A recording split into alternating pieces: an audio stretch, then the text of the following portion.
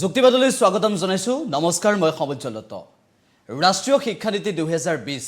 ৰাষ্ট্ৰীয় শিক্ষানীতি 2020ক লৈ ইতিমধ্যে চৰ্চা হৈছে ইতিমধ্যে শৈক্ষিক সন্মিলন অনুষ্ঠিত হৈছে দেশৰ কেন্দ্ৰীয় শিক্ষা মন্ত্ৰীও অংশগ্ৰহণ কৰিছিল বৈঠকত আৰু ইতিমধ্যে বহুকেইটা সিদ্ধান্ত গ্ৰহণ কৰা হৈছে এই কেনেদৰে ৰূপায়ণ কৰা হ'ব ৰাষ্ট্ৰীয় শিক্ষানীতি 2020 ইতিমধ্যে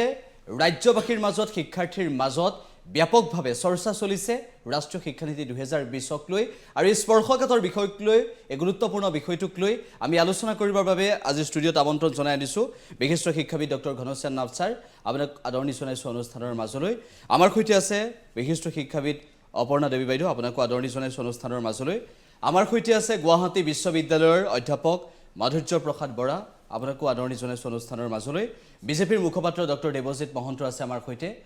আমাৰ সৈতে আছে কটন বিশ্ববিদ্যালয়ৰ ছাত্ৰ সুদৰ্শন কৌশিক শৰ্মা আমি প্ৰথমতে আৰম্ভ কৰিব বিচাৰিছো গুৱাহাটী বিশ্ববিদ্যালয়ৰ অধ্যাপক মাধুৰ্য প্ৰসাদ বৰা ছাৰৰ পৰা যেহেতু এই সমগ্ৰ বিষয়টোক লৈ ৰাষ্ট্ৰীয় শিক্ষানীতি 2020ক লৈ শিক্ষাৰ্থীৰ মাজত জল্পনা কল্পনা শিক্ষাৰ্থীৰ মাজত চৰ্চা অভিভাৱকৰ মাজত চৰ্চা আৰু সেই সময়টোত বহুকেইটা প্ৰশ্ন উত্থাপন হৈছে দেখিবলৈ পোৱা গৈছে যে বিদ্যালয় পৰ্যায়ত কি পৰিৱৰ্তন আহিব শিক্ষাৰ্থীৰ পাঠ্যপুথিৰ বোজা হ্ৰাস পাব ইয়াৰ সমান্তৰালভাৱে শিক্ষানীতিৰ ৰূপায়ণে কেনেদৰে গুণগত সংস্কাৰ আনিব এনেসমূহ বিষয়ত বিশেষভাৱে চৰ্চা লাভ কৰাটো বিশেষভাৱে আলোচনা হোৱাটো পৰিলক্ষিত হৈছে মই প্ৰথমতে আপোনাৰ পৰা জানিব বিচাৰিছো যেহেতু এই সমগ্ৰ প্ৰক্ৰিয়াটোৰ সৈতে শিক্ষানীতি 2020ৰ ৰূপায়ণ কৰাৰ ক্ষেত্ৰত বিভিন্ন দিশৰ সৈতে আপুনি যেহেতু জড়িত হৈ আছে প্ৰথমতে আপোনাৰ পৰা জানিব বিচাৰিছো যে ৰাষ্ট্ৰীয় শিক্ষানীতি 2020ত কি আছে আসলতে ধন্যবাদ সমজ্জল ৰাষ্ট্ৰীয় শিক্ষানীতি আমি সকলোৱে জানো যে যেটো আমি এনইপি 2020 বুলি কওঁ গতিকে এটো এতিয়া আমি আমাৰ গোটেই ভাৰতবৰ্ষতে হেতু এটা ইমপ্লিমেন্ট হ'বলৈ গৈ আছে আৰু তাৰ ফলত আমাৰ বহুতৰ মনতে এটা বিদ্যাৰ্থী বা আমাৰ শিক্ষা জগতৰ লগত জড়িত থকা সকলোৰ মনতে এটা প্ৰশ্ন যে কেনেকৈ আমাৰ এটো হ'ব কাৰণ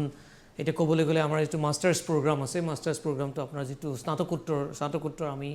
1 বছৰীয়া এতে যেটো 2 বছৰীয়া স্নাতকোত্তৰ পাঠ্যক্ৰম আছে তাৰ ফলনি 1 বছৰীয়া পাঠ্যক্ৰমত গতিকে স্বাভাৱিকতে ছাত্ৰ-ছাত্ৰী মনৰ এটা প্ৰশ্ন উঠিব যে মই এইটো পৰ্যায়ৰ পৰা পঢ়ি এতিয়া যেটো আমাৰ আমি যেনেকৈ পঢ়ি আহিছো তাৰ পৰা আমাৰ কেনেকৈ ট্ৰানজিশনটো হ'ব কেনেকৈ আমি আগবাঢ়িম গতিকে এই সন্দৰ্ভত অৱশ্যে আমি এটা কথা এইখিনিতে উনুকিয়াই থোৱা ভাল হ'ব যে ৰাষ্ট্ৰীয় শিক্ষা নীতিটো যেটো আমি নীতি বুলি আমি যেটো কৈছো আমাৰ ইংৰাজীত ক'বলৈ গ'লে নেশ্যনেল এডুকেশ্যন পলিচি এটো কিন্তু মোৰ এটা পাৰ্সোনাল অপিনিয়ন যে এটো পলিচি এটো আসলে এটা ৰোড ম্যাপে দিয়া হৈছে যেটোত পলিচি বহুতখিনি কথা এতিয়াও আমি ইয়াত এটা পূৰ্ণাংগ ৰূপ এটা লোৱা নাই হেতুৰ চৰকাৰৰ বা বহুতো শিক্ষাবিদ বা যিসকলে প্ৰণয়ন কৰোতা সকলৰ এইটো মত যে আমি এই প্ৰক্ৰিয়াটোত এটা টাইমলাইন এটা দিয়া আছে এই ধৰক টাইমলাইনটোৰ ভিতৰত এই সময়সীমাৰ ভিতৰত আমি কেনেকৈ আগবাঢ়িলে গোটেই শিক্ষা জগতৰ গোটেই আমাৰ পৰিসৰটো বা শিক্ষা জগতৰ গোটেই আমাৰ অৱস্থাটো কেনেকৈ উন্নীতকৰণ হ'ব হেতুৰ ওপৰত লক্ষ্য ৰাখি বিভিন্ন স্তৰত আলোচনা বিলোচনাৰ যোগেদি ভাগ যোগ বিয়োগ কৰি আমি এটা ফুল প্ৰুফ যেতিয়া এটা সিস্টেমৰ মাজত আহিম ঠিক তেনেকৈ বস্তু ইমপ্লিমেন্ট হ'ব ইয়াত এনেকুৱা এটা শব্দ এনেকুৱা এটা ল দি থোৱা নাই যে এইটো ল এনেকৈ ইমপ্লিমেন্ট হ'ব লাগিব এটা বহুত ক্ষেত্ৰত ধৰক তাত কোৱা হৈছে যে আমাৰ ক্ৰেডিট ট্ৰান্সফাৰ বুলি কোৱা হয় বহুত ক্ষেত্ৰত ধৰক এখন কলেজত মই এটা ক্লাছ কৰিলোঁ এটা ফাৰ্ষ্ট সেমিষ্টাৰটো মই এখন কলেজত কৰিলোঁ সেকেন্ড সেমিষ্টাৰটো মই কটন ইউনিভাৰ্চিটিত কৰিলোঁ থাৰ্ড সেমিষ্টাৰটো মই গুৱাহাটী ইউনিভাৰ্চিটিত কৰিলোঁ ফ'ৰ্থ সেমিষ্টাৰ গৈ পেলাই মই ভট্টদেৱ ইউনিভাৰ্চিটি বা কোনোবা এখন কলেজত কৰিলোঁগৈ তাৰ ফলত মই আকৌ ঘূৰি আহি পেলাই মোৰ ডিগ্ৰীটো ক'ৰ পৰা পাম গতিকে এইখিনি সম্পৰ্কে এতিয়াও মই এইটো উনুকিয়াব লাগিব যে এতিয়াও ইয়াত আলোচনা জড়িত হৈ আছে বহুত ক্ষেত্ৰত ইউজিচি বা বিভিন্ন সংস্থা কেন্দ্ৰীয় সংস্থাবিলাকে এই সম্পৰ্কে এতিয়াও আমাক তেনেকৈ বাদ দেখুওৱা নাই কিন্তু তাৰ অৰ্থ এইটোৱে যে আমি বিলোচনাৰ মাজেৰে এই গোটেই ৰাষ্ট্ৰীয় শিক্ষানীতিক এটা যেটো আমি কি বুলি কওঁ আপোনাৰ ধৰক এটা হোলিষ্টিক এপ্ৰোচেৰে আমি যেটো তাক খালি মূল মন্ত্ৰখিনিহে তাত দিয়া হৈছে যে মূল মন্ত্ৰখিনি এইখিনি ইমপ্লিমেন্ট কৰিবলৈ যাওঁতে আমি হোলিষ্টিকেলি যেনেকৈ আমি লৈ যাব লাগিব আগবঢ়াই ঠিক তেনেকৈ আমাৰ শিক্ষাৰ জগতৰ লগত জড়িত থকা ব্যক্তিসকলে উতপুতভাৱে তেওঁলোকে কষ্ট কৰি হেতু তেওঁলোকে ইমপ্লিমেন্ট কৰিব গতিকে এই ক্ষেত্ৰত আমাৰ গোটেইখিনি প্ৰশ্ন উত্তৰ এতিয়াও আমি দিব নোৱাৰো বা দিব পৰা অৱস্থাত হোৱা নাই because right now also at this moment also there is discussion going on হয় না ফলাফল কেনেধৰণৰ হ'ব বা ফলপ্ৰসূ সিদ্ধান্ত হ'বলৈ গৈ আছে নে নাই সেই সন্দৰ্ভত আমি কথা পাতিম কিন্তু ৰাষ্ট্ৰীয় শিক্ষানীতি 2020ক লৈ ঘনশ্যাম ছাৰ আপুনি কি ক'ব বিচাৰিব ৰাষ্ট্ৰীয় শিক্ষানীতি 2020 কি দৃষ্টিভংগীৰে আপুনি চাব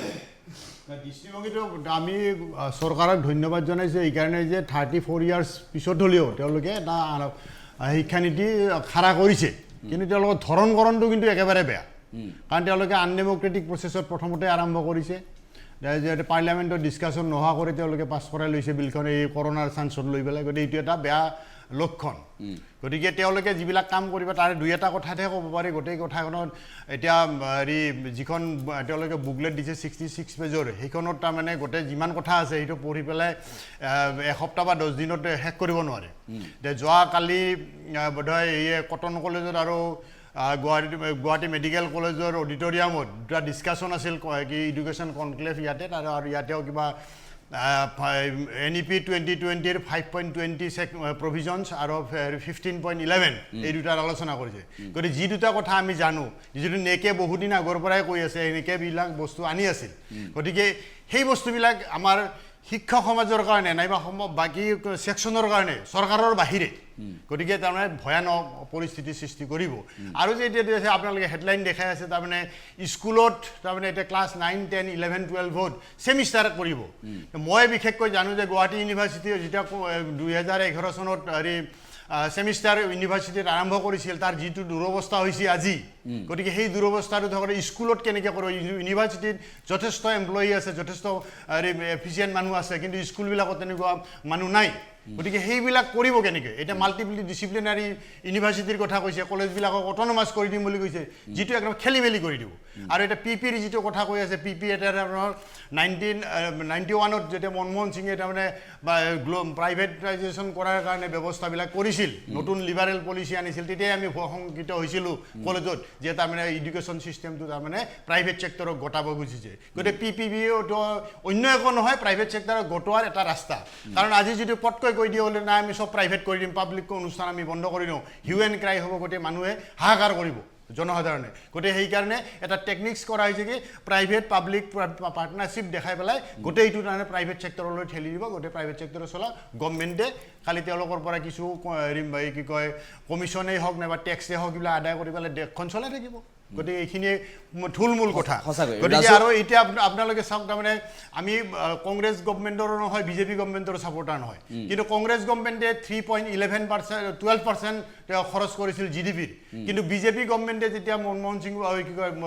নৰেন্দ্ৰ মোদী প্ৰাইম মিনিষ্টাৰ হয় তেতিয়া 2.88% খৰচ কৰিছে GDPৰ গতিকে এতিয়া তেওঁলোকে কৈছে 6% কৰিবই বুলি এতিয়া আজি আপোনালোকে হেডলাইনত দেখাইছে 6% কৰিব বুলি তাৰমানে চৰকাৰে প্ৰতিশ্ৰুতি দিছে তো 6%টো সেই 1966তে কৈছিল গতিকে 1966ৰ পৰা আজি 2021তো তাৰমানে তেওঁলোকে 2.88%হে খৰচ কৰিছে গতিকে এতিয়া ঘপকৈ একেবছৰতে তাৰমানে 6% যে কৰিব মইতো এক পইচাও আশা দেখা নাই কিন্তু এইটো তাৰমানে এটা ৰাইজক আভুৱা ভৰাৰ এটা কৌশল আৰু ব্যক্তিগতকৰণ বাণিজ্যিকীকৰণ বা ৰাজহুৱা খণ্ডৰ ধ্বংসযাত্ৰা এই বিষয়কেইটাক লৈ আমি আলোচনা কৰিম আগতে আমি এটা আলোচনাত এইটো দেখাইছিলোঁ যে তাৰমানে তেওঁলোকে এই যে স্কুলবিলাকত হেৰি জুনিয়ৰ কলেজবিলাক তাৰমানে আপগ্ৰেড কৰি পেলাই যিটো তাৰমানে হেৰি কি ছিনিয়ৰ ছেকেণ্ডাৰী স্কুল কৰিব খুজিছে তাতে বহুত খেলি মেলি কৰিছে এই গোলাঘাটত আপোনাৰ আগৰ হেৰিতে দিছিলোঁ যিজন মানুহে 25,000 টকা দৰমহা পাই আছে তেওঁ 16,200 টকাত ফিক্স কৰি দিছে দিয়াৰ ফলত ৰিয়েকশ্যন হৈছে গোটেই এনেধৰণৰ খেলি মেলি কৰি দি পেলাই গোটেই শিক্ষা ব্যৱস্থাটো ধ্বংস কৰাৰ কাৰণে ব্যৱস্থা কৰিছে আমাৰ গুৱাহাটী ইউনিভাৰ্চিটিৰ প্ৰফেচাৰ আছে গতিকে তেওঁলোকে জানে গুৱাহাটী ইউনিভাৰ্চিটি আজি কি হেৰি হৈছে পৰীক্ষাৰ তাৰমানে মাৰ্কশ্বিটত 7 গাণ্ডা ভুল ছেমিষ্টাৰ ছিষ্টেমত কণ্ট্ৰল কৰিব নোৱাৰা হৈছে আগতে এজন কণ্ট্ৰলাৰে গোটেইখিনি কৰিছিল এতিয়া ডেপুটি কণ্ট্ৰলাৰে বোধ 3-4জন আছে তৎসত্ত্বেও পৰা নাই আৰু স্কুলবিলাকত কেনেকৈ ছেমিষ্টাৰ কৰিব গতিকে অদ্ভুত কিছুমান কথা এই বিষয়টোক আমি বিশ্লেষণ আগবঢ়াম পৰ্যালোচনা আগবঢ়াবলগীয়া আছে থল আছে যথেষ্ট অপৰ্ণা দেৱী আছে বিশিষ্ট শিক্ষাবিদ অপৰ্ণা দেৱী আছে বাইদেউ ইতিমধ্যে দেখিছে যে ৰাষ্ট্ৰীয় শিক্ষানীতি 2020 আৰু সেই ৰূপায়ণ কৰিবলৈ যোৱাৰ সময়ছোৱাত বহুকেইটা প্ৰশ্ন উত্থাপন হৈছে তাৰ সমান্তৰালভাৱে দেখিবলৈ পোৱা গ'ল যে মাতৃভাষা শিক্ষাৰ ক্ষেত্ৰত বিশেষভাৱে গুৰুত্ব প্ৰদান কৰা হ'ব বুলিও ৰাষ্ট্ৰীয় শিক্ষানীতি 2020ৰ জৰিয়তে কোৱা হৈছে কি ক'ব বিচাৰিব হয় মই দুগৰাকী ছাৰৰ মাজত বহিছোঁ দুগৰাকী ছাৰৰ কথাৰ আঁত ধৰিয়ে মই কিছু কথা নিশ্চয় ক'ব লাগিব ৰাষ্ট্ৰীয় শিক্ষানীতিয়ে কি কথা কৈছে যে মাতৃভাষাৰ মাধ্যমেৰে প্ৰাথমিক পৰ্যায়ত মাতৃভাষাত পাঠদান কৰাৰ পোষকতা কৰিছে এটো নিশ্চয়কৈ এটা আদৰণীয় বিষয় কাৰণ আমি সকলোৱে জানো যে মানুহে যি ভাষাত সপোন দেখে সেই একেটা ভাষাত মানুহে নিজৰ বক্তব্য প্ৰকাশ কৰিব নিজৰ বক্তব্য বুলি কোৱাতকৈ নিজৰ মনৰ ভাৱ প্ৰকাশ কৰাৰ কাৰণে সক্ষম হয় গতিকে যদিহে প্ৰাথমিক পৰ্যায়ত মাতৃভাষাৰ পোষকতা কৰে তেতিয়া নিশ্চয় শিক্ষাৰ্থীসকলে এটা মুকলিমূৰীয়া পৰিৱেশত শিক্ষা গ্ৰহণ কৰিব পাৰিব প্ৰাক বিদ্যালয় শিক্ষাত বিশেষভাৱে গুৰুত্ব দিয়াৰ কথা কোৱা হৈছে প্ৰাক বিদ্যালয় শিক্ষাৰ গুৰুত্ব ইকাৰণে আছে আসলতে বিদ্যালয়ত অংশগ্ৰহণ কৰাৰ আগতে অৰ্থাৎ প্ৰথম শ্ৰেণী পোৱাৰ আগতে শিক্ষাৰ্থীসকলক বা সেই কণ শিশুসকলক বিদ্যালয়লৈ যোৱাৰ কাৰণে এটা প্ৰস্তুতিৰ প্ৰয়োজন হয় আৰু সেই বিদ্যালয়লৈ যোৱাৰ প্ৰস্তুতিটো যেতিয়া মাতৃভাষাৰ মাধ্যমত সেই প্ৰস্তুতিটো চলোৱা হ'ব বিদ্যালয়সমূহে যেতিয়া সেই ব্যৱস্থাটো গ্ৰহণ কৰিব তেতিয়া নিশ্চয় সেই কণ শিশুসকলে বিদ্যালয়ৰ প্ৰতি এটা আকৰ্ষণ নিশ্চয়কৈ অনুভৱ কৰিব পাৰিব পাঠ্যক্ৰমৰ বোজা হ্ৰাস কৰাৰ কথা উল্লেখ কৰা হৈছে সেইটো এটা আদৰণীয় কথা তাৰ লগত কোৱা হৈছে যে নম্বৰ কেন্দ্ৰিক পৰীক্ষাৰ বিপৰীতে নতুন মূল্যায়নৰ ব্যৱস্থা কৰা হ'ব সৃষ্টিশীলতাক প্ৰাধান্য দিয়া হ'ব এতিয়া সাৰে কোৱাৰ নিচিনাকৈ সেই সকলোবোৰ কথা আদৰণীয় হ'ব তেতিয়াহে যেতিয়া সেইবোৰ সঠিক দিশত কাৰ্যকৰীকৰণ কৰা হ'ব এতিয়া কথা হৈছে যে আমাৰ ৰাষ্ট্ৰীয় শিক্ষানীতিয়ে যিবোৰ কথা কৈছে তাৰ কাৰণে এটা নিৰ্দিষ্ট আন্তঃগাঁথনিৰ প্ৰয়োজন হ'ব কিন্তু দুৰ্ভাগ্যজনকভাৱে সমগ্ৰ দেশত সেই আন্তঃগাঁথনিৰ অভাৱ পৰিলক্ষিত হয় আমি সেই আন্তঃগাঁথনিৰ অভাৱৰ কথা বিভিন্ন আলোচনাত বা বিভিন্ন কিতাপ পত্ৰ বাতৰি কাকতত আমাৰ যে সমগ্ৰ শিক্ষা ব্যৱস্থাটোত কিছু আন্তঃগাঁথনিৰ অভাৱ অনুভৱ কৰা হয় সেই কথা আমি সকলোৱে অনুভৱ কৰিব পাৰো গতিকে এই সকলোবিলাক মিলাই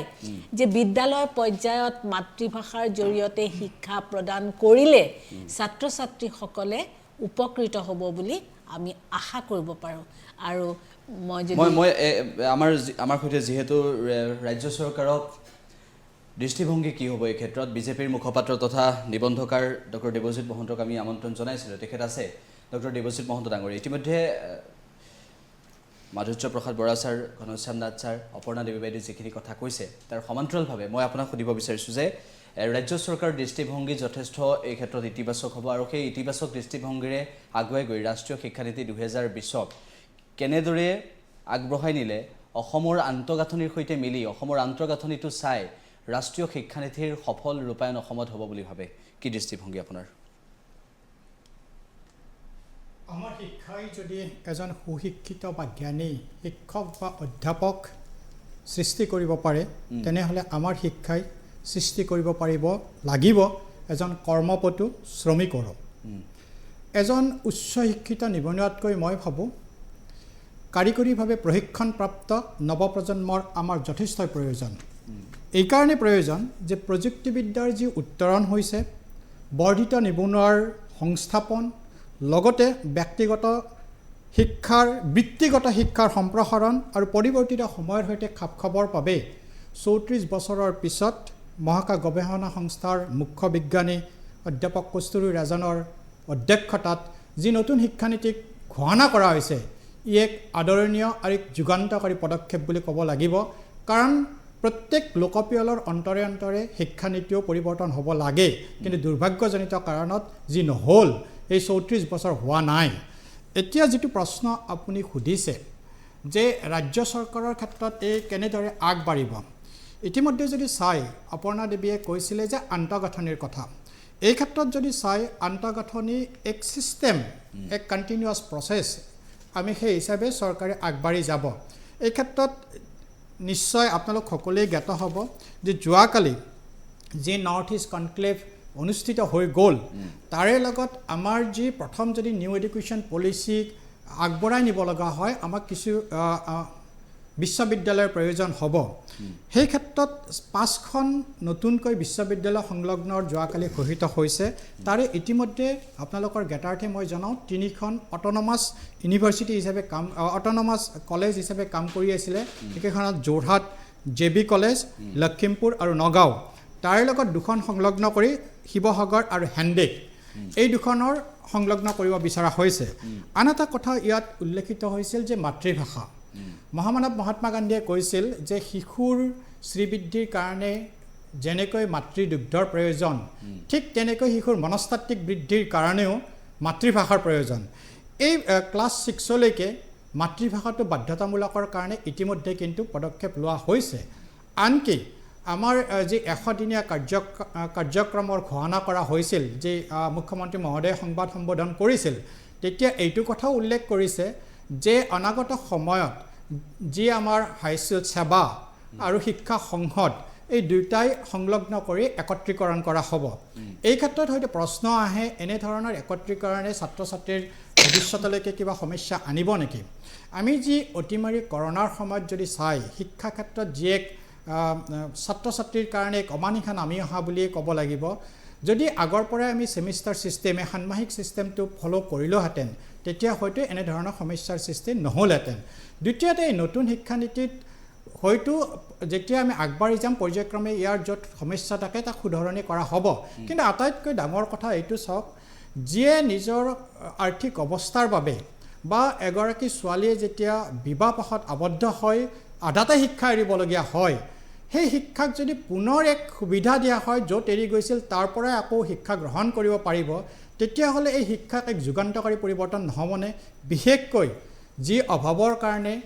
আৰ্থিক অৱস্থাৰ কাৰণে ধৰি লওক স্নাতকৰ প্ৰথম বৰ্ষ বা দ্বিতীয় বৰ্ষ পঢ়িছে তৃতীয় বৰ্ষ কমপ্লিট কৰিব পৰা নাই বা ছোৱালী এগৰাকী বিয়া হৈ গৈছে তৃতীয়তে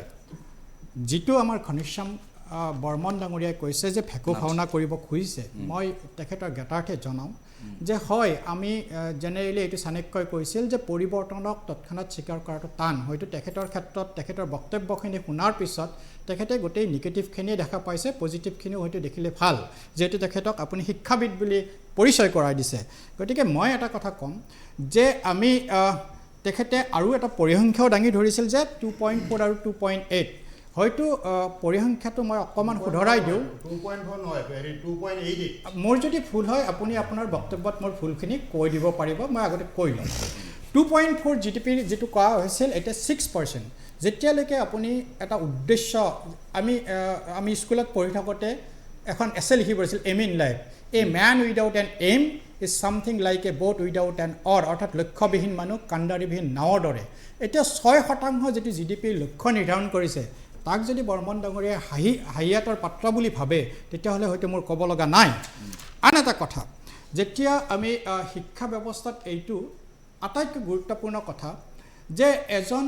আগতে কি হয় যদি মই ফিজিক্সত পদাৰ্থ বিজ্ঞানত মেজৰ ল'ব লগা হয় তেনেহ'লে মই কেমিষ্ট্ৰিটো বাধ্যতামূলকভাৱে ল'ব লগা হয় মই এতিয়া নতুন শিক্ষানীতিয়ে এনেকুৱা এটা ব্যৱস্থা কৰিছে হয়তো আপুনি পদাৰ্থ বিজ্ঞান বা মেথছত আপুনি মেজৰ ল'ব পাৰে কিন্তু আপুনি যদি সংগীতত ভাল বা খেলা ধূলাত ভাল সেইটো মাইনৰ হিচাপে ল'ব পাৰে গতিকে এই যে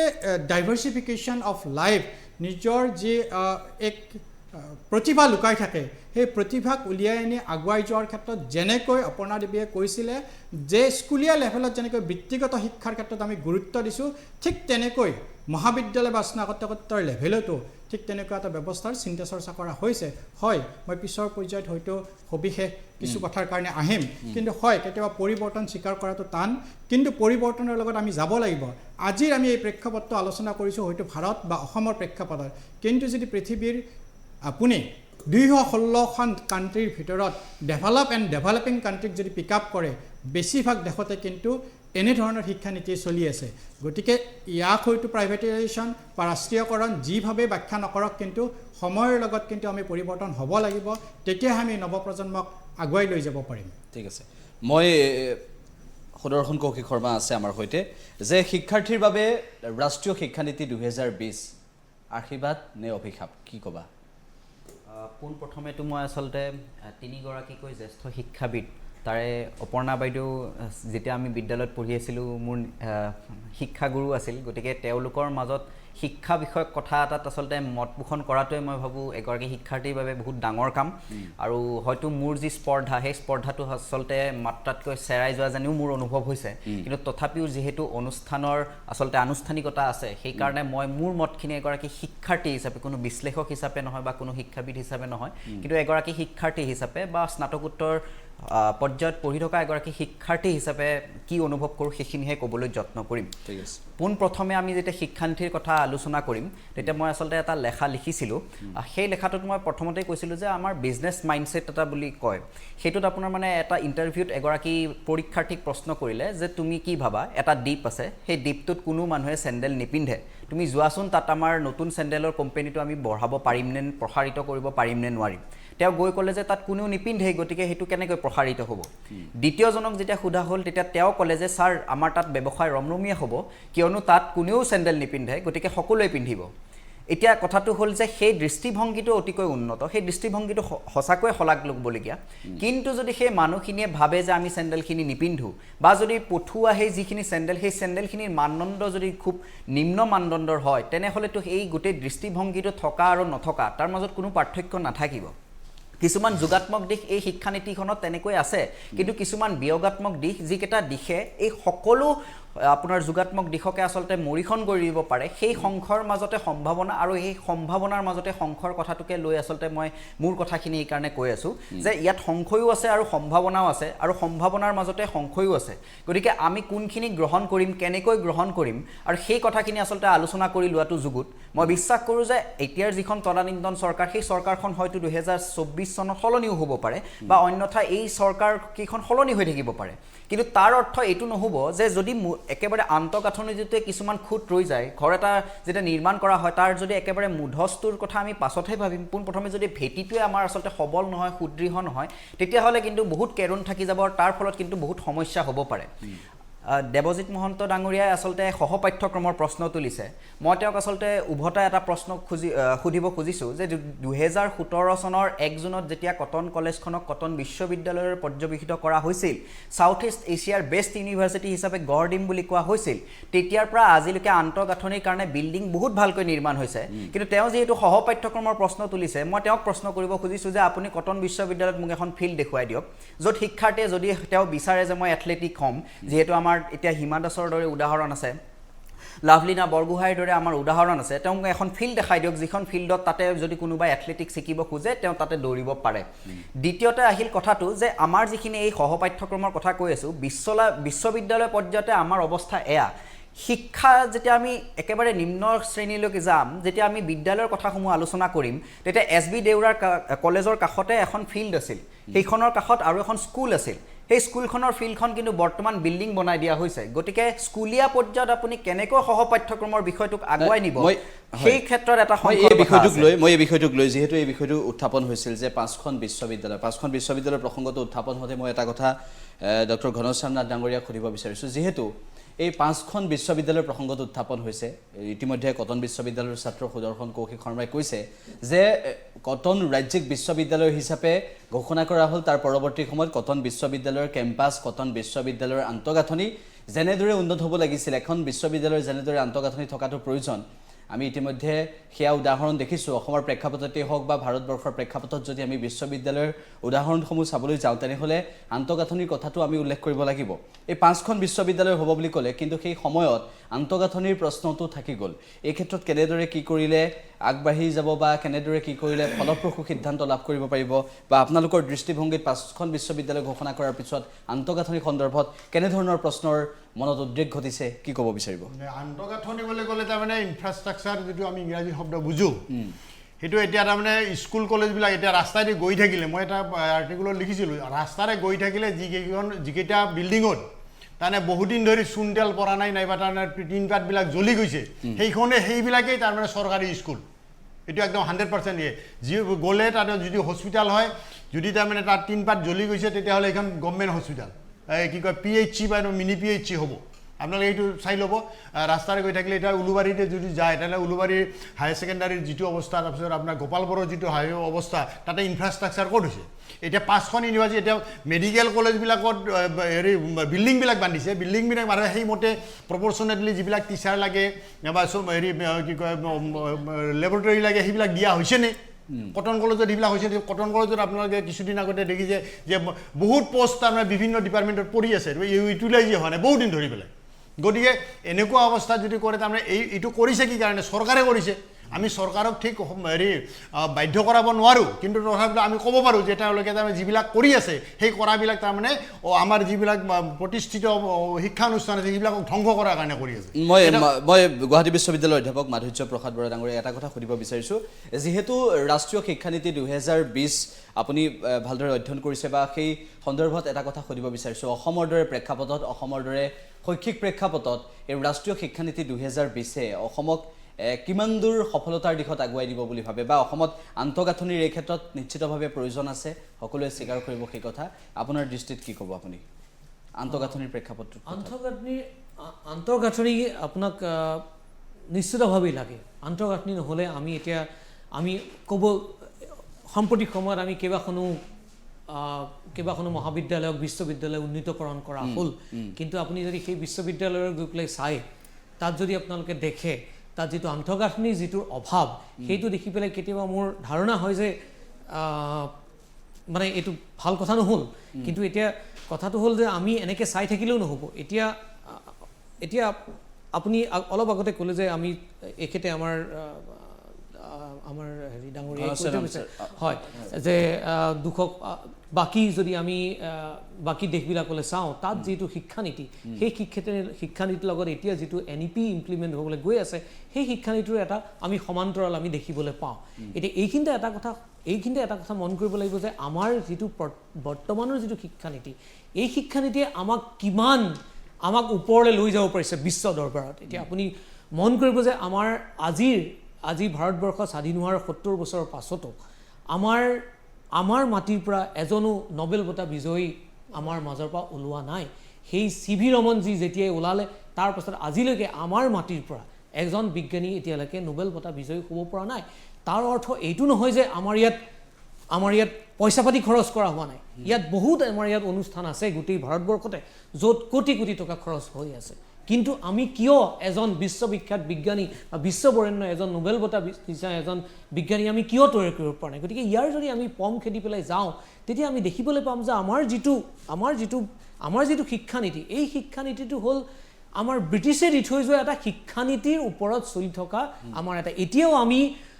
আমি পাৰ্চেণ্টেজৰ 99.85ৰ ওপৰত আমি লাগি থাকোঁ। কাৰণ 99.8 যদি নহয় বা 100% যদি নহয় তেতিয়াহ'লে মোৰ ছোৱালী বা ল'ৰাজনীয়ে কোনোবা এখন ভাল ইউনিভাৰ্চিটিত চাকৰি নাপায় বা পঢ়িবলৈ চিট নাপায়। আপোনালোকে সদ্যহতে দিল্লী বিশ্ববিদ্যালয়ত যিটো কাট অফ পাৰ্চেণ্টেজ হৈছে 100%, 100% 100% কাট অফ পাৰ্চেণ্টেজৰ কিবা মূল্য আছে নেকি? যেতিয়া কাট অফ পাৰ্চেণ্টেজ 100 হয় আপুনি কাক চিলেক্ট কৰিব কাক নকৰিব? গতিকে এনেকুৱা এটা যেতিয়া ক্ষেত্ৰত গৈ আছে ডেফিনেটলি আমাৰ শিক্ষা ব্যৱস্থাত কিবা নহয় কিবা এটা কেৰণ আছে যিটোৰ ফলত আমি আগবাঢ়িব পৰা নাই। গতিকে ইয়াত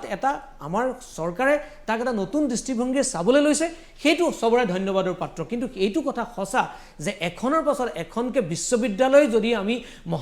বিশ্ববিদ্যালয় উন্নীতকৰণ কৰি গৈ থাকোঁ সেইটোৱে কিন্তু আমাৰ সমস্যা ছল্ভ নকৰে, ডেফিনেটলি নকৰে। ইনফ্ৰাষ্ট্ৰাকচাৰ হ'ব লাগিব। যেনেকৈ এতিয়া আমাৰ ঘনশ্যাম ডাঙৰীয়াই তেখেতে ক'লে যে যি ৰাস্তাৰে গৈ থাকোঁতে যিটো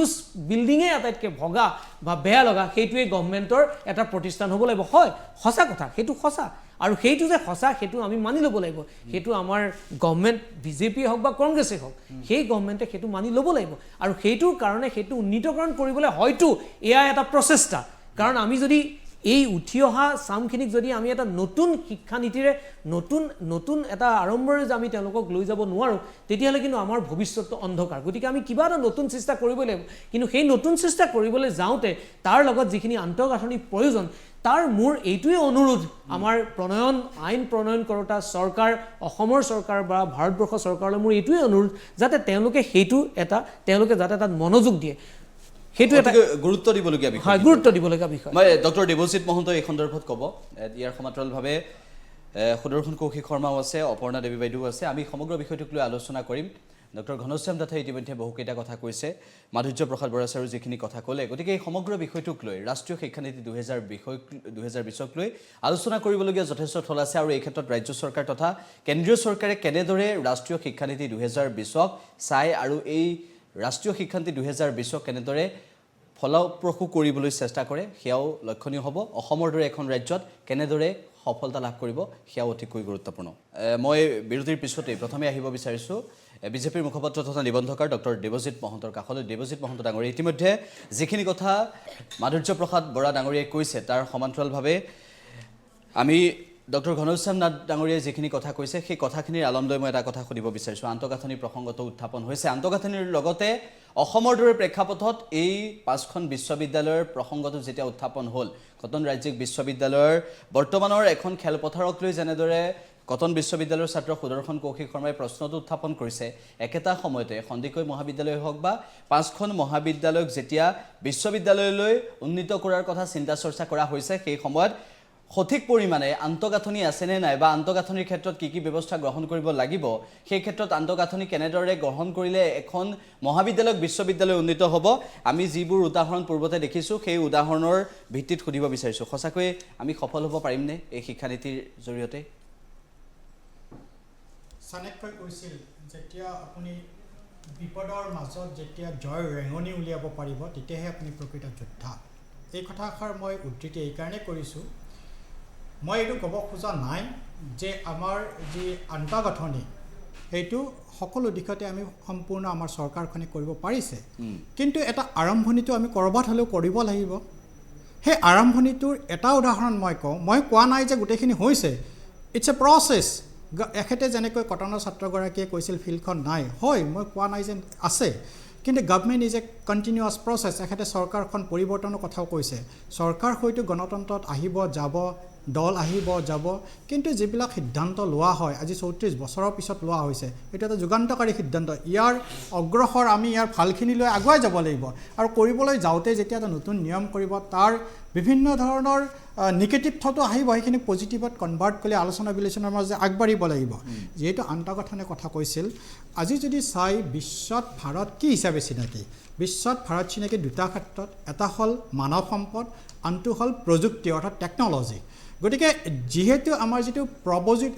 প্ৰব্ৰজন হৈছে, যিটো ব্ৰেইন ড্ৰেইন বুলি কয়, সেইটোক যদি উভতাই আনিব লগা হয় আমি কিছু কিছু আন্তঃগাঁথনিৰো সৃষ্টি কৰিব লাগিব, আৰু গোটেই শৈক্ষিক সমাজ আৰু সমাজ মিলি আমি সকলোৱে পৰিৱেশৰো সৃষ্টি কৰিব লাগিব। মই মাত্ৰ এটা উদাহৰণ দিওঁ, হয় বহুত নাই, নোহোৱাৰ মাজতো আমি হোৱাখিনিক লৈ কিন্তু আগবাঢ়িব লাগিব। আপুনি চাওক, আজি আমাৰ স্বাধীনতাৰ পিছত 1947 to 2009লৈকে আপুনি যদি চাই আমাৰ মাত্ৰ 3খন চিকিৎসা মহাবিদ্যালয় আছিল। 2009ৰ পৰা 14লৈকে আন 3খন মহাবিদ্যালয় হ'ল। তাৰে লগত 2016 চনত আমাৰ চৰকাৰখন ৰাজ্যত আৰু 2014 চনত কেন্দ্ৰত অহাৰ পিছত তাৰে লগত 9খন অতিৰিক্ত সংযোজন হৈছে। ইয়ে কেনেকৈ পৰিৱৰ্তন আৰু আমাৰ কাৰণে পজিটিভ দিশ আনিব জানেনে? যি আমাৰ যদি এজন ল'ৰাই আজি বাহিৰত যিকোনো ঠাইত মেডিকেল পঢ়িবলৈ যাব লগা হয়, প্ৰতিজন ষ্টুডেণ্টৰ কাৰণে চৰকাৰী বা বেচৰকাৰী 10 লাখকৈ ধৰিলে তেওঁৰ প্ৰতিটো হেৰিৰ কাৰণে 50 লাখ টকা লাগিব ডিউৰিং দ্য 5 years পিৰিয়ড। গতিকে ইয়াত যদি আমি এই 15খনত যেতিয়া আগতে 3খনত পিছত 3খন সংযোজন 600 ষ্টুডেণ্ট আছিল, এতিয়া যদি 1500 ষ্টুডেণ্ট হয়, তাৰমানে এজন ষ্টুডেণ্টৰ কাৰণে 50 লাখ যেতিয়া আপুনি হেৰি হ'ব, 7.5 কোটি টকা প্ৰত্যেক বছৰত অসমতে ৰাহি নহ'বনে? এও এটা পজিটিভ দিশ নহয়নে? আৰু ছেকেণ্ড হয়, টিচাৰ্ছৰ ক'ৰবাত যদি কম আছে, মই কোৱা নাই হোৱা নাই, কিন্তু ক'ৰবাততো আৰম্ভ হ'ব লাগিব। আমি আইডেণ্টিফাই কৰিব লাগিব। এইটো ডিপাৰ্টমেণ্টত এখেতে কৈছিলে কোনোবা এজনে হেণ্ডিকত মাত্ৰ 2জন আছে কিবা এটা ডিপাৰ্টমেণ্টত, হয় আমি আইডেণ্টিফাই কৰি তাক পজিটিভ এপ্ৰ'চ দিব লাগিব। আৰু সেইকাৰণে যদি চাই এইবাৰ যি 1 লাখ স্বাধীনতাৰ পিছত হয়তো এইখনেই চৰকাৰ যিয়ে 1 লাখৰ সংস্থাপনৰ কথা ঘোষণা কৰিছে, আৰু সেইটো কাৰ্যকৰী দিশত গৈও আছে, আৰু তাৰে ভিতৰত 26,000 হ'ব কিন্তু এই শিক্ষা কেন্দ্ৰত। যিহেতু ইয়াত শৈক্ষিক সমাজ বিভিন্ন শিক্ষাবিদসকল আছে, মই খালি তেখেতসকলৰ জ্ঞাতাৰ্থে এটা কথা এৰিব বিচাৰিছোঁ যে অসম চৰকাৰে আমি দলৰ মাজত যেতিয়া ডিছকাশ্যন হৈছিলে, বিশেষকৈ মাতৃভাষাৰ ক্ষেত্ৰত প্ৰতিটো ক্ষুদ্ৰ ক্ষুদ্ৰ জাতি জনগোষ্ঠী বহুত আছে অসমত। এই জাতি জনগোষ্ঠীসমূহৰ ভাষাক যেতিয়া ইয়াক উত্তৰণ কৰিব লগা হয়, তেতিয়া দুটা ধৰণৰ জেনেৰেলি মই সমস্যা বুলি নকওঁ, প্ৰতিবন্ধকতা আহে। এটা আহে নিজৰ যিটো পাৰিভাষিক শব্দাৱলী, যিবিলাক শব্দ থাকে সেই শব্দবিলাকৰ এটা এখন ডিক্সনাৰী টাইপত লাগিব। দ্বিতীয়তে এক আনুষ্ঠানিক আখৰ জোঁটনি লাগিব। গতিকে শিক্ষাবিদসকলৰ প্ৰতি মোৰ অনুৰোধ, তেখেতসকলেও আহি এই ক্ষেত্ৰত আমাৰ লগত যদি সহযোগ কৰে, ডেফিনেটলি এক পজিটিভ ভাইব্ৰেশ্যন আহিব। আন এটা কথা, যিটো ইয়াত বৃত্তিগত শিক্ষাৰ কথা কোৱা হৈছিলে, আপুনি ভাবক আজি অসমৰ যি অৰ্থনীতি, এই অৰ্থনীতিত 20% অৰিহণা যোগাই আছে চাহ উদ্যোগে। আৰু অসমৰ সৰ্বমুঠ কৰ্মচাৰীৰ 20% কৰ্মচাৰী নিহিত হৈছে চাহ উদ্যোগত এতিয়া আমি এইটোৰ প্ৰয়োজনীয়তা ফিল নকৰোঁনে যে চাহ উদ্যোগৰ লগত যিকোনো অৰ্থাৎ JB কলেজেই হওক বা যিকোনো কলেজ বা মহাবিদ্যালয় হওক চাহ উদ্যোগৰ লগত বিশেষকৈ ডিপ্ল'মাই হওক বা চাৰ্টিফিকেটেই হওক বা স্নাতকোত্তৰে হওক তেনেকুৱা পাঠ্যক্ৰমৰ অন্তৰ্ভুক্ত হওক আগতে কি হৈছিল এইবিলাক কৰিব যাওঁতে বিভিন্ন পৰ্যায়ৰ মাজেৰে যাব লগা হৈছিল এতিয়া কি হ'ব যি গ্ৰেড দিয়া হ'ব মহাবিদ্যালয়বিলাকক সেই গ্ৰেডৰ ভিত্তিত তেখেতসকলে নিজে ডিচাইড কৰিব পাৰিব সেই অঞ্চলত কি পাঠ্যক্ৰমৰ অন্তৰ্ভুক্ত কৰিলে তাৰ সেই অঞ্চলটো লাভান্বিত হ'ব সেই ৰাজ্যখন লাভান্বিত হ'ব আমাৰ ইয়াত যেনেকৈ টি মেনেজমেণ্টৰ আছে শিৱকাশী বুলি তামিলনাডুত এখন টেকন'লজিৰ কাৰণে বিখ্যাত আমি যিমান বোম আজি ইউজ কৰোঁ 90% তাৰ পৰা হয় তাততো তেনেকুৱা বোম টেকন'লজিৰ ওপৰতো ডিপ্ল'মাৰ দৰকাৰ ঠিক তেনেকৈ আমাৰ সৰ্থেবাৰীত কাঁহৰ বাচন বৰ্তনৰ সেই বিভিন্ন বেল মেটেলৰ ওপৰতো এটলিষ্ট চাৰ্টিফিকেট কোৰ্ছ এটা আমি আগবঢ়াব পাৰিম গতিকে এই পৰিৱেশটো সৃষ্টি হ'ব লাগিব আৰু দ্বিতীয়তে কথা যিটো আমাৰ বিশেষকৈ যিখিনি সময়ত 8 পৰা 11 বছৰৰ ভিতৰত আপুনি যদি চাই যি আমাৰ বুৎপত্তিগত শিক্ষা অৰ্থাৎ জন্মগতভাৱে মোৰ যিটো লৈ আহিছোঁ তাৰে ওপৰত যদি এক্সপ'জাৰ দিব পাৰে কোনোবাই হয়তো পট পেইণ্টিং হ'ব পাৰে কোনোবাই ইলেক্ট্ৰিচিয়ান হ'ব পাৰে বিভিন্ন ধৰণৰ হ'ব পাৰে এনেধৰণৰ শিক্ষাই এটলিষ্ট আইডেণ্টিফাই কৰিব পাৰিব যে মই জন্মগতভাৱে কি ধৰণৰ এক প্ৰতিভা লৈ আহিছোঁ আৰু মোৰ শিক্ষাই কেনেদৰে সেই প্ৰতিভাক আগবাঢ়ি যোৱাত সহায় কৰিছে গতিকে সময়ৰ লগত আমি কিছু পৰিৱৰ্তনৰ দৰকাৰ হৈছে হয় বিভিন্ন সমস্যা আছে কাৰণ সব যিখিনি 69 ইয়াৰ্ছত হোৱা নাই সেইখিনি কৰিব যাওঁতে আমাৰ সমস্যা অলপ হ'ব গতিকে তাক আমি এপ্ৰ'চ কৰিব লাগিব হয় বাইদেউ কিবা এটা ক'ব বিচাৰিছে হয় মই এটা কথা ক'ব বিচাৰিছোঁ মনত আহিছে হঠাতে যে আমি এতিয়া ৰাষ্ট্ৰীয় শিক্ষা নীতিৰ পৰা আমি আমাৰ ৰাজ্যখনলৈকে আহিছোঁ আমাৰ ৰাজ্যৰ বিশ্ববিদ্যালয়ৰ কথালৈকে আহিছোঁ এতিয়া এটা ইয়াতে প্ৰশ্ন হয় যে বিশ্ববিদ্যালয় সমাজৰ সৃষ্টি নে সমাজ বিশ্ববিদ্যালয়ৰ সৃষ্টি এতিয়া চাওক আমাৰ ৰাজ্যত যিখন ৰাজ্য অসমত বহু সংখ্যক ল'ৰা ছোৱালীয়ে প্ৰাথমিক শিক্ষাৰ পৰা বঞ্চিত হৈ আছে প্ৰাথমিক শিক্ষা বিনামূলীয়া কৰাৰ পিছতো আমাৰ ৰাজ্যখনত বহুত ছাত্ৰ ছাত্ৰী মানে তেওঁলোকে ছাত্ৰ ছাত্ৰী নামেই পোৱা নাই তেওঁলোকে শিক্ষাৰ পৰা বঞ্চিত হ'বলগীয়া হৈছে এতিয়া এই ৰাষ্ট্ৰীয় শিক্ষানীতিৰ আধাৰত যদি এনেকুৱা কথা কৰা হয় যে বিশ্ববিদ্যালয় সৃষ্টি কৰিবলৈ যোৱাৰ আগতে প্ৰাথমিক শিক্ষাৰ যদি ব্যৱস্থা কৰাৰ কথা অগ্ৰাধিকাৰ দিয়া হয় তেতিয়াহ'লে নিশ্চয় বহুতখিনি সফলতা আগবাঢ়ি যাব পৰা যাব আৰু এই ক্ষেত্ৰত মই শ্ৰদ্ধাৰ দেৱজিৎ মহন্তৰ জৰিয়তে জনাব বিচাৰিছোঁ এই কথাটো আপুনি নিশ্চয় অৱগত কৰাব যে বিশ্ববিদ্যালয় কৰাৰ আগতে প্ৰাথমিক শিক্ষাৰে শিক্ষিত কিছু সংখ্যকক আমি আগবঢ়াই লৈ যাওঁ আৰু তেওঁলোকে প্ৰাথমিকৰ পৰা মাধ্যমিক উচ্চতৰ মাধ্যমিক তাৰ পিছতহে তেওঁলোকে বিশ্ববিদ্যালয়ৰ শিক্ষালৈকে যাব পাৰিব আৰু সেই ক্ষেত্ৰত আমাৰ কৰণীয় মানে কি চৰকাৰৰ কৰণীয় বহুত আছে আৰু সেই যিবোৰ অঞ্চলত আখৰ লিখিব বা আখৰ পঢ়াৰ কাৰণে তেওঁলোকে সুবিধা নাপায় তেওঁলোকে নিশ্চয় বিশ্ববিদ্যালয় শিক্ষাৰে শিক্ষিত হোৱাৰ তেওঁলোকৰ সপোন বহুত দূৰত আছে মই একেটা প্ৰশ্নটোৰ জাষ্ট এটা ক্লেৰিফিকেশ্যন কৰি লওঁ যে এনেকুৱা নহয় যে আমাৰ যে নতুন শিক্ষানীতি প্ৰথম we should be very clear about the objective and goal of the new education policy new education পলিচিয়ে এইটো কৰা নাই যে ইউনিভাৰ্চিটি পৰ্যায়তে এমফাচিছ কৰিছে বা বেছি গুৰুত্ব দিছে আপুনি তাৰে যদি চাই নিউ এডুকেশ্যন পলিচিৰ প্ৰথম স্তৰটো আমি যেতিয়া স্কুলত গৈছিলোঁ আমাৰ পঢ়াশালীৰ কথা কৈছোঁ তেতিয়া আমি 6 বছৰত গৈছিলোঁ যিহেতু আপুনি যদি বিশেষকৈ ব্যক্তিগত মাধ্যমৰ বিভিন্ন আপুনি যদি চাই প্ৰি স্কুল বুলি যিটো কয় মানে বিদ্যালয় যোৱাৰ আৰম্ভণি আগতে সেই মাধ্যম বিশেষকৈ মাতৃভাষাত সেই ব্যৱস্থাটো নাছিল প্ৰি স্কুল চিষ্টেমটো নাছিল কিন্তু নিউ এডুকেশ্যন পলিচিত কি কৰা হৈছে 3 বছৰৰ পৰা আৰম্ভ হ'ব গতিকে এনেকুৱা নহয় যে তাত এমফাচিছ দিয়া নাই তাত গুৰুত্ব দিয়া নাই গতিকে সেইটোৰ ওপৰত বাইদেউ যিটো কথা কৈছে যে অসমৰ জকাই চুকতো এনেকুৱা ধৰণৰ স্থানতো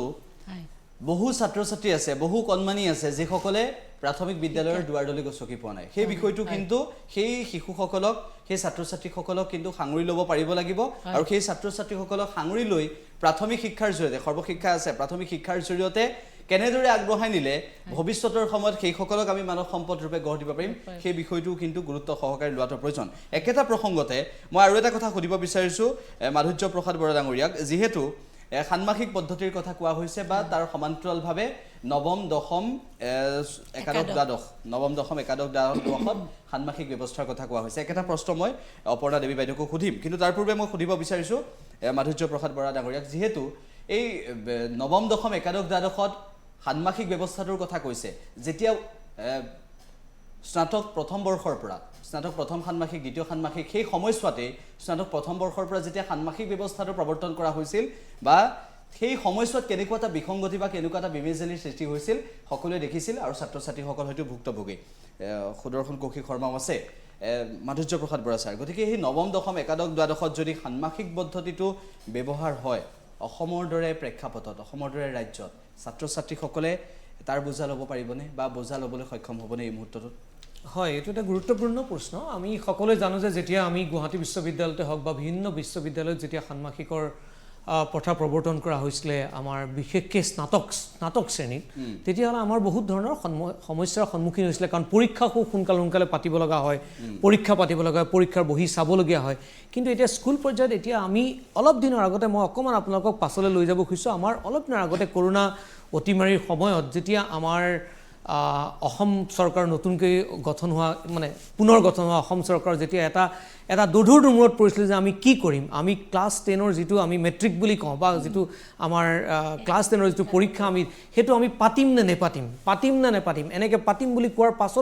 পাছত যেতিয়া আমি নেপাতো বুলি ক'ল তেতিয়া আমাৰ বহুত প্ৰশ্নৰ ইয়াত সন্মুখীন হৈছিলে আপোনালোকৰো হয়তো বহুত আলোচনা চক্ৰত এনেকুৱা চলিছিলে যে আমি ল'ৰা ছোৱালীবোৰক কেনেকৈ মাৰ্ক দিম কাৰণ মাৰ্ক দিয়াৰ কোনো ব্যৱস্থাই নাছিলে স্কুলত আগতে গতিকে এতিয়া এই কিন্তু কথাটো এই নতুন এডুকেশ্যন পলিচি কিন্তু কৰোণাৰ আগতেই এই কথাটো কিন্তু তাত এইটো ভবা হৈছে কাৰণ আমাৰ ষান্মাসিকৰ যিটো কথা হৈছে ষান্মাসিকৰ কথাটো এতিয়া আপোনালোকে যদি চাই তেতিয়াহ'লে আপোনালোকে দেখিব CBSE যিটো চেণ্ট্ৰেলৰ যিটো বৰ্ড চেণ্ট্ৰেলৰ যিখন CBSE বৰ্ডটো কিন্তু কিছু পৰিমাণে কিন্তু তেওঁলোকে এতিয়াও অলপমান তেওঁলোকে অলৰেডি তেওঁলোকে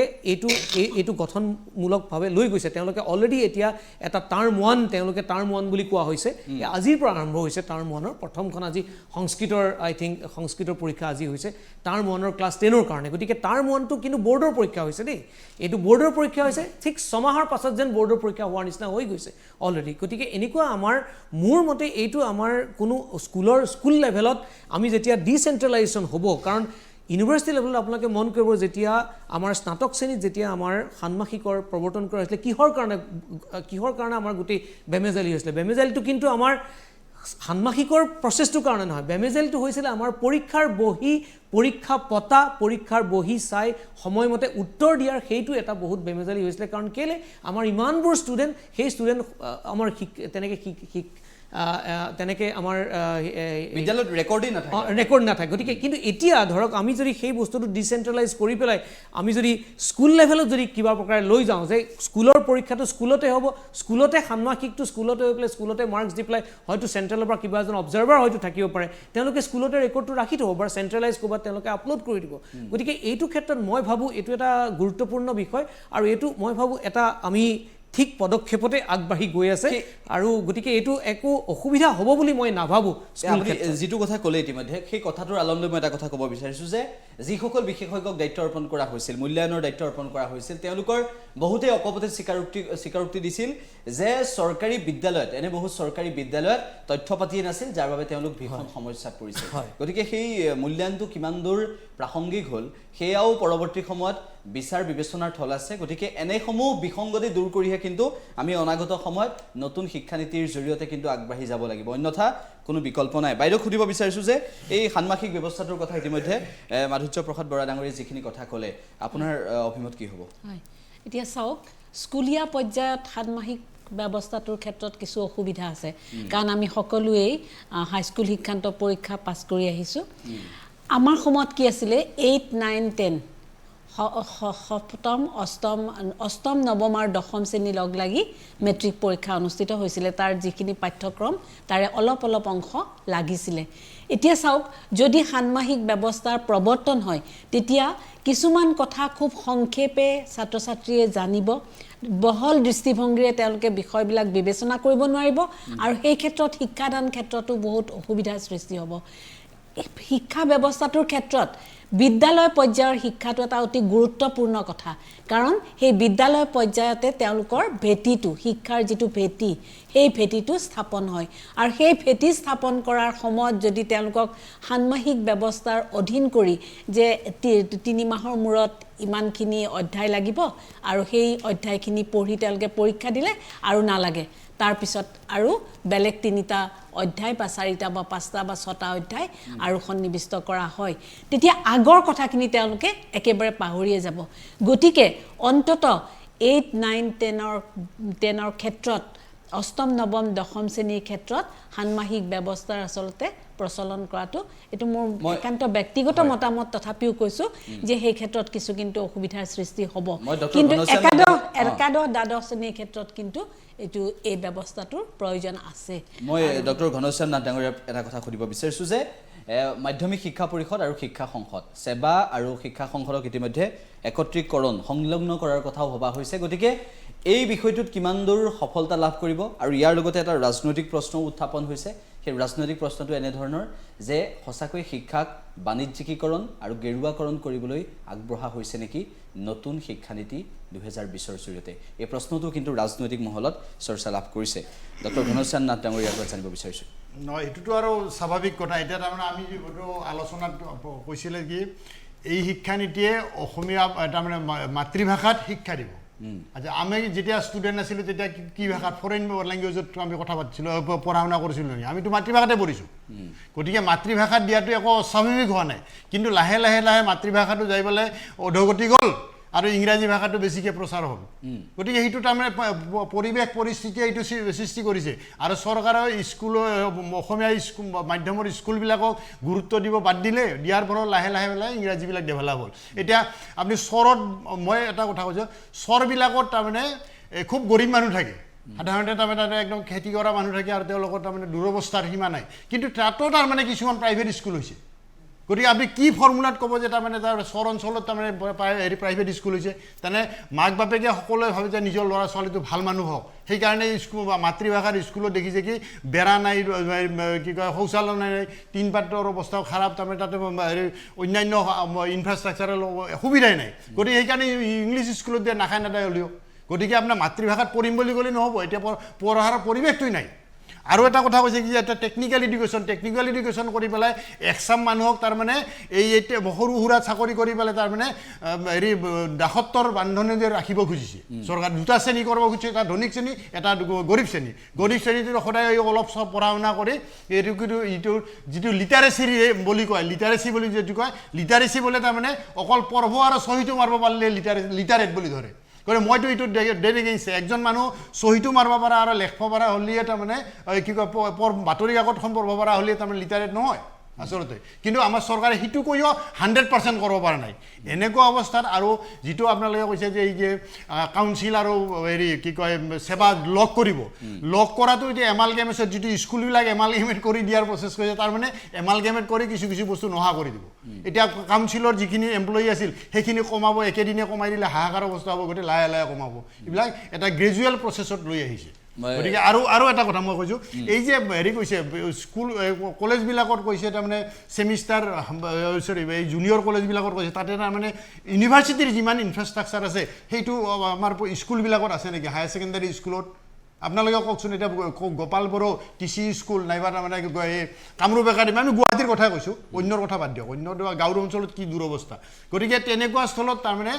ইউনিভাৰ্চিটিয়ে কৰিব পৰা নাই কিন্তু এটা হেৰি কামৰূপ একাডেমি নাইবা গোপাল বড়ো নাইবা টিচি স্কুলত এইটো সম্ভৱপৰ হ'ব নেকি তাৰ কাৰণে যিখিনি টিচাৰ লাগিব এমপ্লয়ী লাগিব সেইখিনি চৰকাৰে দিবনে নাই এগৰাকী শিক্ষাৰ্থী হিচাপে সুদৰ্শন কৌশিক শৰ্মাই কিভাৱে ক'ব কিন্তু তাৰ পূৰ্বে মই ডক্টৰ দেৱজিৎ মহন্তৰ পৰা উত্তৰখিনি যিখিনি উত্তৰ দিব বিচাৰিছে তেওঁ সেইখিনি ক'ব পাৰে প্ৰথম দুটা কথা এটা যিটো ষান্মাসিক ব্যৱস্থাৰ ওপৰত ক্লাছ 9 আৰু 10ত সমৰ্থন কৰা নাই ব্যক্তিগতভাৱে অপৰ্ণা দেৱীয়ে প্ৰথম আমি কেতিয়াবা কি হয় গ্ৰেটাৰ সেলফিশনেছৰ কাৰণে মাইনৰ সেলফিশনেছ সেক্ৰিফাইচ কৰিব লগা হয় তাৰে জ্বলন্ত উদাহৰণ যদি চাই এইবাৰ যি অতিমাৰী কৰোণাৰ সময়ত বিভিন্ন ষ্টেক হোল্ডাৰৰ লগত চৰকাৰে আলোচনা কৰিছিল এইটো এনেকুৱা নহয় যে চৰকাৰে সিদ্ধান্ত লৈছে আপুনি যদি চাই বহুত বছৰৰ পিছত প্ৰথমবাৰৰ বাবে বিশেষকৈ এভৰি ষ্টেক হোল্ডাৰ তাৰমানে আছু অসম সাহিত্য সভা বিভিন্ন সাহিত্য সভাৰ লগত আলোচনা কৰি পৰীক্ষাটো পাতিব নে নাপাতিব সকলোৰে সিদ্ধান্ত মৰ্মেহে এইটো হৈছিল যে পাতিম তাৰপিছত পৰিৱেশে আমাক অতিমাৰী কৰোণাৰ কাৰণে আমি পাতিব নোৱাৰিলোঁ গতিকে সেই সময়ত যদি ভাবক আমাৰ যদি ষান্মাসিক ব্যৱস্থাটো আগৰ পৰা থাকিলেহেঁতেন তেতিয়াহ'লে এই যে ষ্টুডেণ্টসকলৰ ছাত্ৰ ছাত্ৰীসকলৰ এটা বছৰ লছ কৰাৰ এটা ছিটুৱেশ্যনৰ উদ্ভৱ হৈছিল সেইটো কিন্তু নহ'লে হয় প্ৰথম আমি আন্তঃগাঁথনি আমাক অনুমতি দিয়া নাই সেইটো এটা বেলেগ বিষয় কিন্তু ষান্মাসিক ব্যৱস্থাটো লাগে সেইটো এটা বেলেগ বিষয় যেনেকৈ এখেতে কৈছে ঘনশ্যাম নাথ ডাঙৰীয়াই মাতৃভাষা মানে চৰকাৰে এইটো কোৱা নাই যে অকল চৰকাৰী স্কুলকেইখনত মাতৃভাষা হ'ব মাতৃভাষা মানে কৈছে যে আপুনি প্ৰায় ব্যক্তিগত বা চৰকাৰী য'তেই নহওক কিয় মিনিমাম ক্লাছ 6লৈকে আপুনি মাতৃভাষাটো থাকিব লাগিব মাতৃভাষা মানে অসমীয়া নহয় আপুনি যিহেতু গুৱাহাটী ইউনিভাৰ্চিটিৰ আমাৰ বা শিক্ষাবিদসকল আছে মই এটা কথা জনাওঁ 1970ত গুৱাহাটী ইউনিভাৰ্চিটিয়ে এটা সিদ্ধান্ত লৈছিল যে অসমত অসমীয়া ভাষাটো ৰাজ্যিক ভাষা হিচাপে বা যিটো আমাৰ কোৰ্ট কাছাৰী যিবিলাক হেৰি থাকে তাত ৰাজ্যিক ভাষাবিলাকে স্বীকৃতি দিব লাগে কিন্তু সেই সময়তে আন এটা ছাব ক্লাছ কৰিছিল যে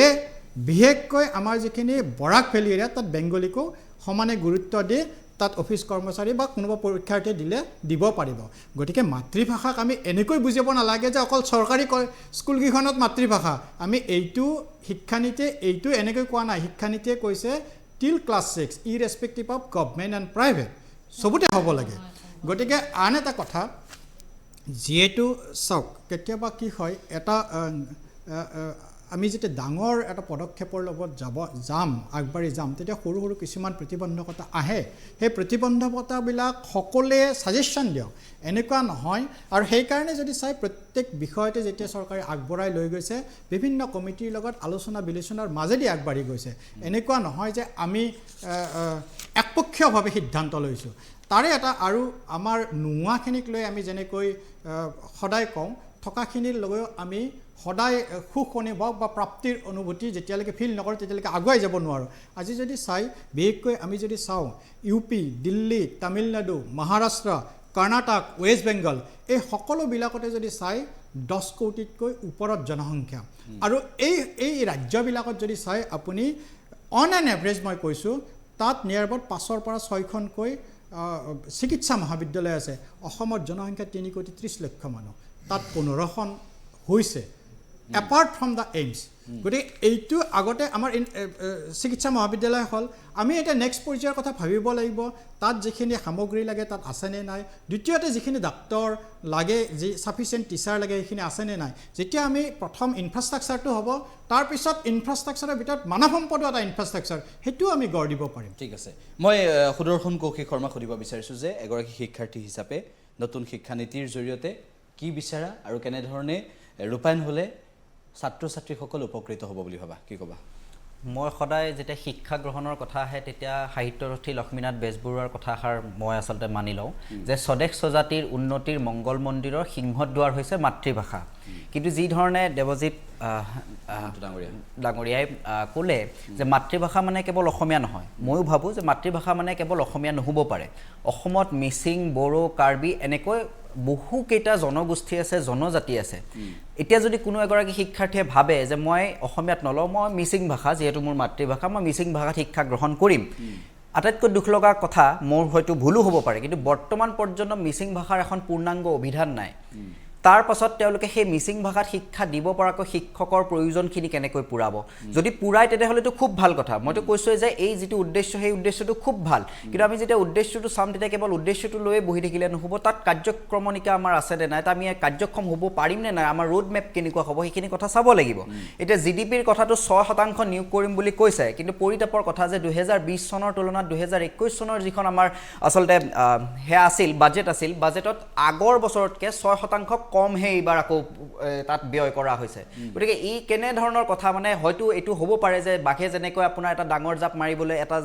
দুখোজ তিনিখোজ পিছত লৈ যায় হয়তো হ'বও পাৰে যদি তেনেকুৱা হয়তো খুব ভালেই পাম কিন্তু মই যি দেখিছোঁ যে আগৰ তুলনাত আকৌ 6% কমাইহে দিছে তেনেকুৱা এটা সময়ত যিটো সময়ত আচলতে কৰোণা মহামাৰী আমাক বিধ্বস্ত কৰি পেলাইছিল আৰু তাতোতকৈ আটাইতকৈ ডাঙৰ যিটো বিষয় আচলতে আমি সকলোৱে এতিয়ালৈকে মিছ কৰি আছোঁ সেইটো হৈছে যে বিশ্ববিদ্যালয়সমূহক অৰ্থনৈতিকভাৱে স্বতন্ত্ৰ কৰি দিয়া হ'ব বা অৰ্থনৈতিকভাৱে স্বতন্ত্ৰ হ'বলৈ লাগিব বুলি কৈছে অৰ্থনৈতিকভাৱে স্বতন্ত্ৰ হ'বলগীয়া কথাটো আমি যদি অসমৰ প্ৰেক্ষাপটত আলোচনা কৰি চাওঁ আমাৰ স্নাতকোত্তৰ পৰ্যায়লৈ এতিয়ালৈকে ফি ৱেইভাৰ স্কিম আছে আমাৰ মুখ্যমন্ত্ৰীগৰাকীয়ে বা তেতিয়াৰ শিক্ষামন্ত্ৰীগৰাকীয়ে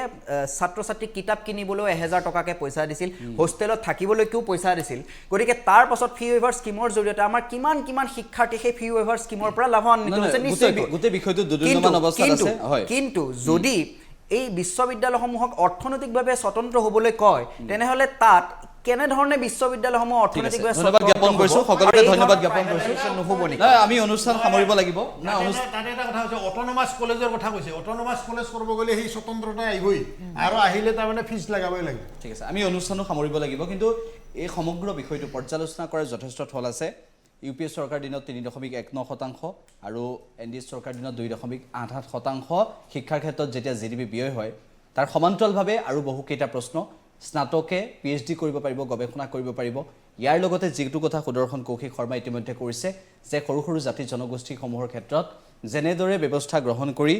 এই ব্যৱস্থাটো ৰূপায়ণ কৰিবৰ বাবে চেষ্টা কৰিব লাগিছিল সেই একেটা সময়তে কিন্তু একো নভবা নিচিন্তাকৈ আগবঢ়া হৈছে নেকি গতিকে ইতিবাচক নেতিবাচক থাকিব কিন্তু ইতিবাচক নেতিবাচকৰ মাজত আমি সফলতাৰে আগুৱাই যাব লাগিব সেই ইতিবাচক দিশবোৰক আমি গুৰুত্ব দি আগবাঢ়ি যোৱাটো অত্যন্ত প্ৰয়োজন ইয়াৰ লগে লগে অনুষ্ঠানত অংশগ্ৰহণ কৰা আটাইকেইগৰাকী অতিথিক ধন্যবাদ জ্ঞাপন কৰিছোঁ আৰু এটা গুৰুত্বপূৰ্ণ স্পৰ্শকাতৰ বিষয় আমি আলোচনা কৰিলোঁ সুস্থভাৱে আৰু এই সুস্থ বিষয়টোক ৰাজ্য চৰকাৰ তথা কেন্দ্ৰীয় চৰকাৰে সুস্থ দৃষ্টিভংগীৰে আগবঢ়াই নি শিক্ষাৰ্থীৰ স্বাৰ্থত সমগ্ৰ বিষয়টো সমগ্ৰ প্ৰকল্পটো আগবঢ়াই নিয়ক আমি আশা প্ৰকাশ কৰিছোঁ ইয়াৰ লগে লগে যুক্তিবাদৰ পৰা মই সমুজ্জ্বল দত্ত বিদায় লৈছোঁ ধন্যবাদ